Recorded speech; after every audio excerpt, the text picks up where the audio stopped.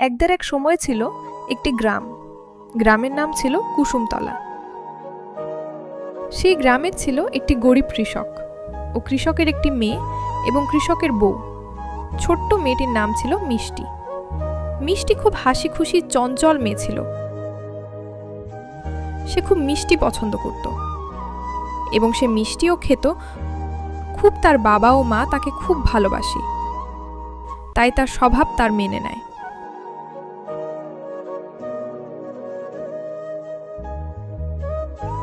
একদিন হলো কি, তার মা তাকে বলল, মিষ্টি, তুমি যদি পড়ালেখায় ভালো ফলাফল বের করতে পারো তাহলে তোমাকে আরও মিষ্টি খেতে দেব। মা, আমি তো প্রতিদিন মিষ্টি পাই, তাহলে আর কেন চাই? প্রতিদিন সবকিছু সহজে পেয়ে গেলেই তার মূল্য বুঝবে না। ভালো কিছু মূল্য বোঝার জন্য কষ্ট করতে হয়। মিষ্টি একটু ভাবলো এবং বলল, মা, আমি খুব ভালো করে পড়াশোনা করব এবং ভালো ফল করব। কিছুদিন পর রেজাল্ট বেরোলো। মিষ্টি খুব ভালো রেজাল্ট করেছিল। মা তাকে বলল, মিষ্টি, এই নাও তোমার প্রিয় মিষ্টি খাও, যা তুমি কষ্ট করে পেয়েছো।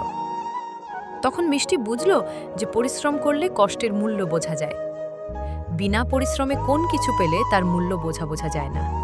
তো প্রিয় ছোট্ট বন্ধুরা, এই ভিডিওটি থেকে আমরা কি বুঝলাম? যে কখনো বিনা পরিশ্রমে কোন কিছু পেলে সেটার মূল্য বোঝা যায় না। তাই সব সময় পরিশ্রম করতে হবে এবং সামনে এগিয়ে যেতে হবে। তো বন্ধুরা, আমাদের গল্পটি এই পর্যন্তই ছিল। ভালো থাকবেন, সুস্থ থাকবেন। খোদা হাফেজ এবং পরবর্তী ভিডিওর জন্য অপেক্ষা করুন। লাইক, শেয়ার এবং সাবস্ক্রাইব করে দিন। ধন্যবাদ।